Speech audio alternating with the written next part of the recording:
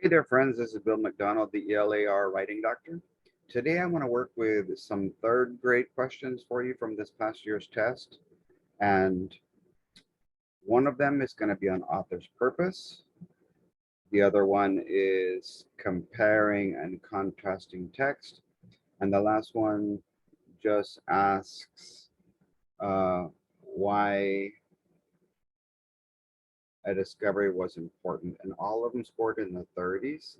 So I think that we need to come up with a new way to cover these skills, and we'll just take a look at them. And I'm going to look first at the questions so you can see what the questions are about, and then we'll go into what I would do to help the kids solve the questions. So uh, I'm going to click on share my screen. The advanced allows me to share my content from a second camera. Click share, and we're going to go over 3 questions that all scored in the 30s, and I'm going to show you those are the percentages for each question. So question number 31, what is the most likely reason the author included paragraph 1 in the selection? So every time that you look at a question, they start with who, what, when, where, why, or which, and what is the reason? Well, the reason is why. Why did the author include paragraph 1? And it's not asking about any other paragraphs. So what you have to do is kind of look at paragraph 1 and compare it to the other paragraphs to see what is the possible reason that it's there. There's a saying, whenever you see a phrase that says therefore, you got to find out what it's there for. Well, an introduction is always there for a reason. So what I want to show you is my graphic redevising graphic organizer. And when you use your hand, your thumb can be your introduction, your middle fingers can be the body of a passage, and your pinky can be a conclusion. Or you could say that your thumb is, your whole hand is a paragraph, and your thumb could be the topic sentence, also known as the main idea, topic sentence, main idea. You'd have the specific supporting sentences, and then you'd have your closing sentence. Well, question number 1 said, what was the reason that the author included paragraph 1? So I'm going to take you to paragraph 1 so you can see that all of paragraph 1 is a narrative. It's a little story that introduces a man who discovered a village that was making some bark art called a mate. Okay. So when you look at the first paragraph and you suddenly whiplash the reader and go from a narrative to an informative, where the rest of the passage is nothing but informative, there's got to be a reason why the author decided to start with a narrative. And so if you take a look at my arm of my hand on the right hand side, you see a green bracelet, red and green, yellow, and blue. Well, what I want you to think about for reading is arm, but in plural, stands for actors, remember, more, story sequence. So if the author started with a story, maybe since life happens at full speed and reading and writing happen in slow motion, one detail and one sentence at a time, it might be a good idea to have your kids act out this little story, since it's a little sequence of events. And so let's look at the answer choices and find out what could be the reason that the author chose. Letter A, and again, why did the author include only paragraph 1? Letter A says to show how bark is different than other art. Well, the only art that was mentioned in this paragraph in the story is amate. So there's no how in this paragraph. It's not how it's made, and it's not how it's different from other art because there's no other comparison made. So let's look at B, to interest the reader in learning about bark art. Okay, so usually narratives are for the purpose of entertaining, and entertaining means interesting. I want to entertain you. I want you to be interested to learn about bark art, which the specific bark art is the amate. And so remember, a hook, a lead, and attention getter is whatever you write first to draw your reader into your essay, to your paragraph, to your story, whatever you're writing. So think about this. The top part of a pirate. Pirates have cool hats. Pirates have cool hair, especially if their names are Johnny Depp. And pirates have cool hooks. So whatever comes first is whatever you write first. And so that could be the answer, and it is the answer. So what we're doing is we're reading, we're underlining, we're going to label, we're going to eliminate, and then we'll select one answer. And pretty soon, your students are going to have to decide which percent are not multiple choice, and they won't be eliminating, they'll just be evaluating the question and executing their strategies. That way they can write out an answer that they think is the correct one in a sentence. So let's take a look at C. It says to describe how bark art has changed over time. Well, in paragraph 1, only 1900 is mentioned, the year that the story takes place. On paragraph 2, it says Starr made his discovery more than hundreds of years ago. Since then, scientists have learned much more. They didn't ask about paragraph 2, so if your students kept reading, that could have been a distractor that could have thrown them off. They only asked about paragraph 1. So between B and C, B is better. So I'm going to eliminate A already because no comparisons are made. I'm going to put a question mark on B and eliminate C in my mind to tell the reader why villagers made bark art. It wasn't saying why they were making it. He just stumbled upon them while they were making it. So to tell the reader why they were making it, no, they were just making it. They didn't give a reason, and he finds out that it was still being made, even though they had thought that previously that bark art, specifically amate, was not being made anymore.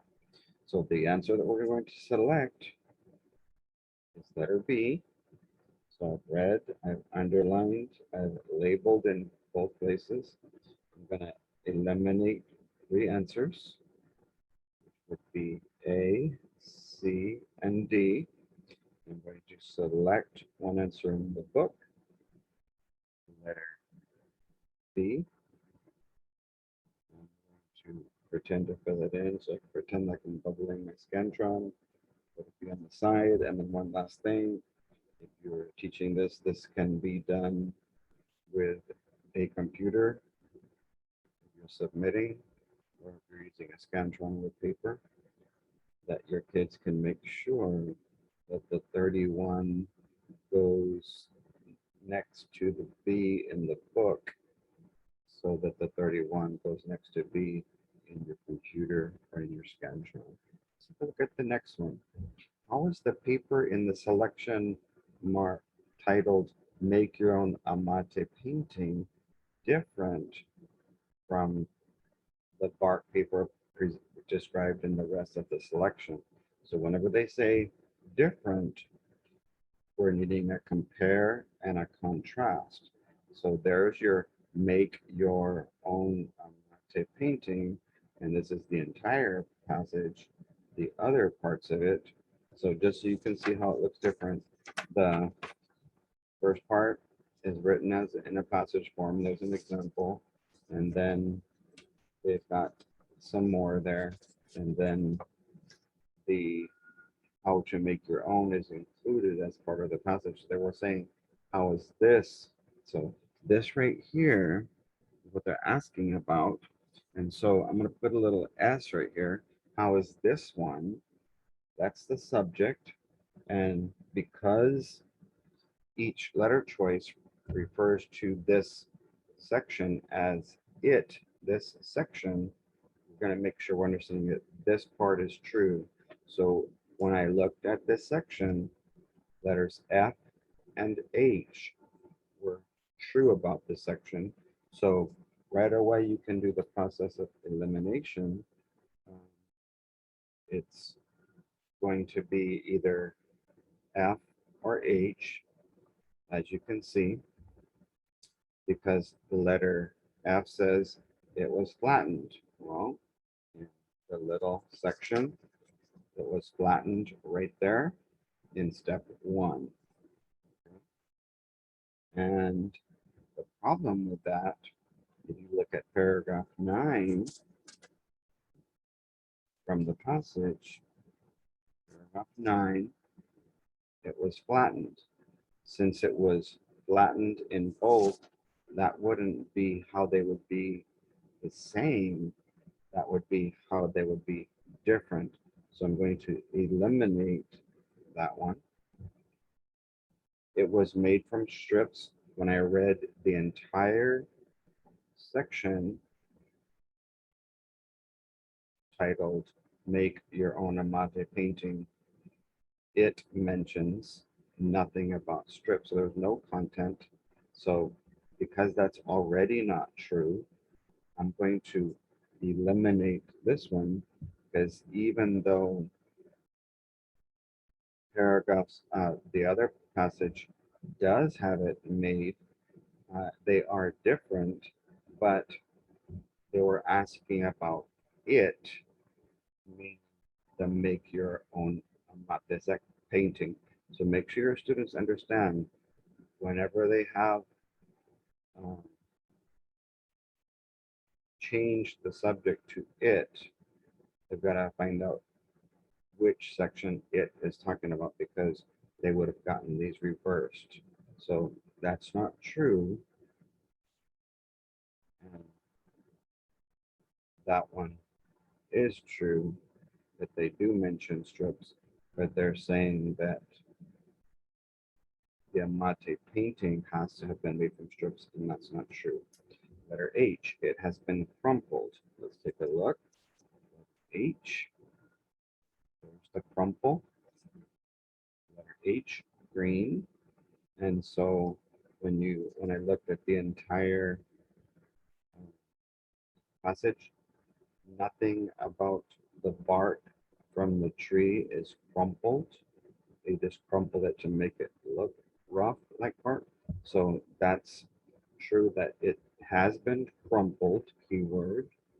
When you grab a piece of paper and wad it up, and there's no content, so that does make them different.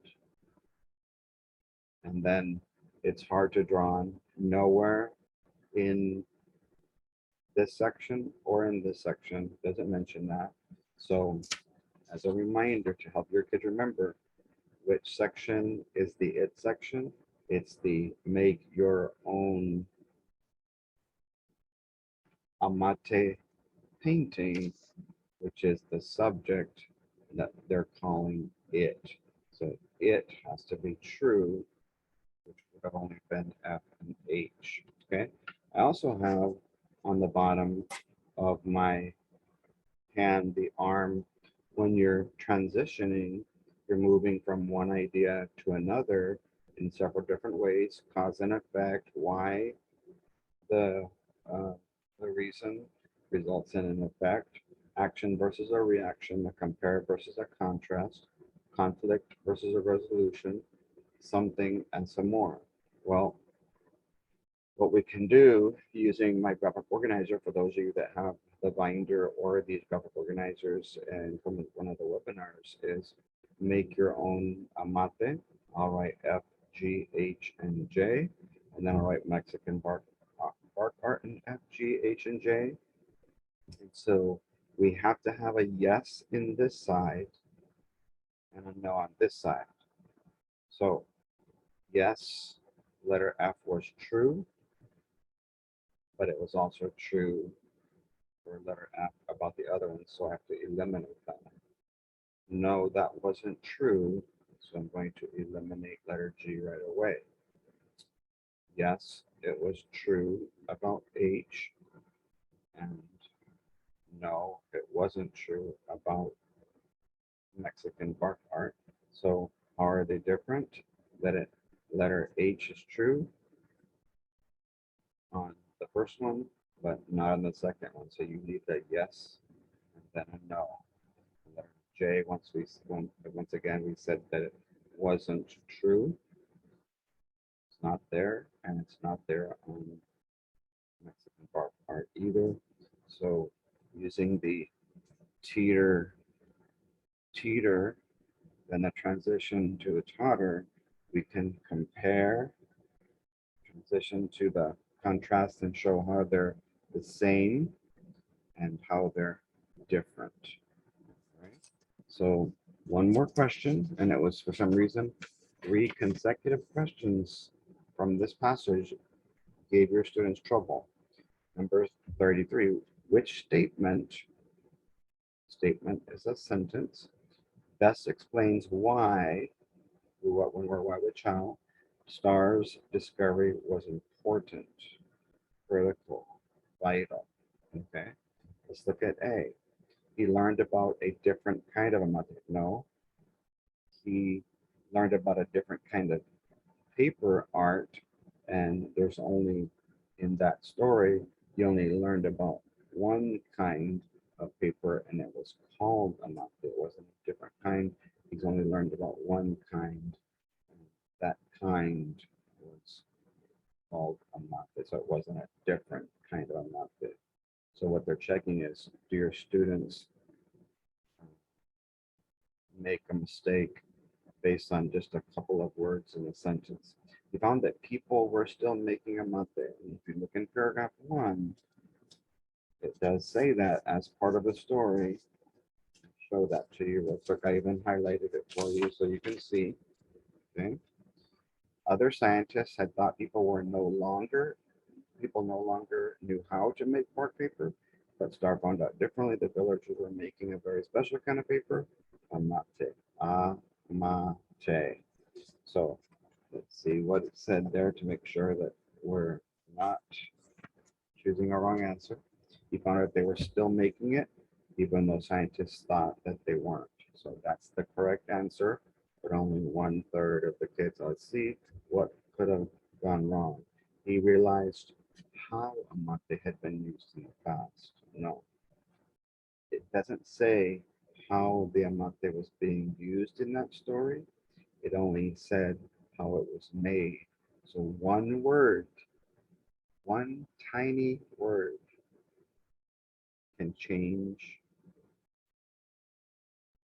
the entire truth of the question. So if I hold my fingers right here and make a W, and my finger right here on the W, and open my mouth like this, W-O-W, what other word could be used to make that true? So what we're doing there is changing, since we're eliminating what would have made it true. He realized how amate was made in the past because he was watching them make it, so he saw how it was made. And finally, letter D, why is it wrong? He learned that amate was made many years ago. Yes, it's true that he learned, but uh, at his time, they were making it. He found out that they were making it in the past. He found it in making it in his present, and they're still making it now. Our our present, his future. So since it's still being made right now, he did learn that Amate was made many years ago, but in the context of that story, it was still being made right then and there. And so the biggest distractor was that one. We're going to remember to write our little checklist. Did we read in both places? Yes.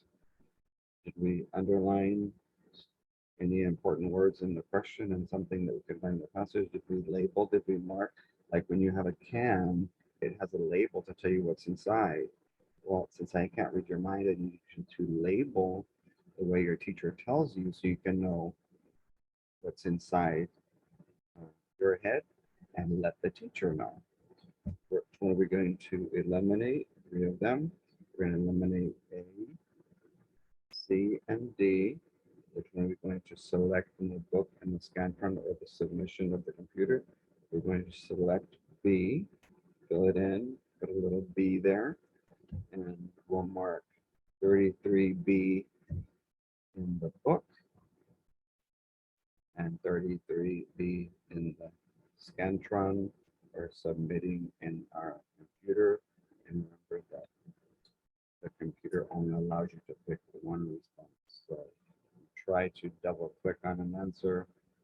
It's what's going to happen is it'll change your answer to a different letter. And I really wish that they would keep all of the odds, A, B, C, D, and all of the evens, F, G, H, J, on both the online and paper test, but that's still to be decided.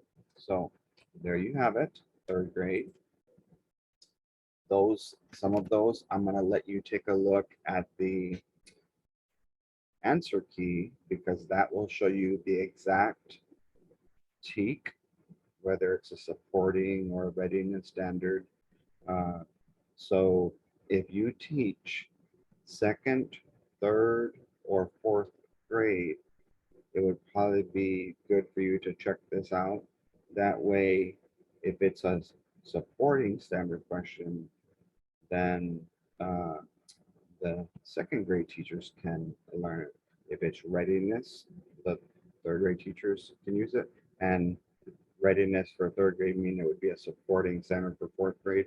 So those, yeah, I would highly suggest that as you're watching the videos, you look and see each question, and I'll go ahead and mark on the video the specific TEK numbers. Go ahead and click like on my YouTube video, please. Subscribe if you're not already. Share this if you're a 2nd, 3rd, or 4th grade reading teacher or a teacher who has kids who might be struggling with compare and contrast, author's purpose, or the strategy of what other word could I use to make the answer correct, because that last question just had 1 or 2 words different that made the answers incorrect. So thank you so much for watching. You guys have a blessed week.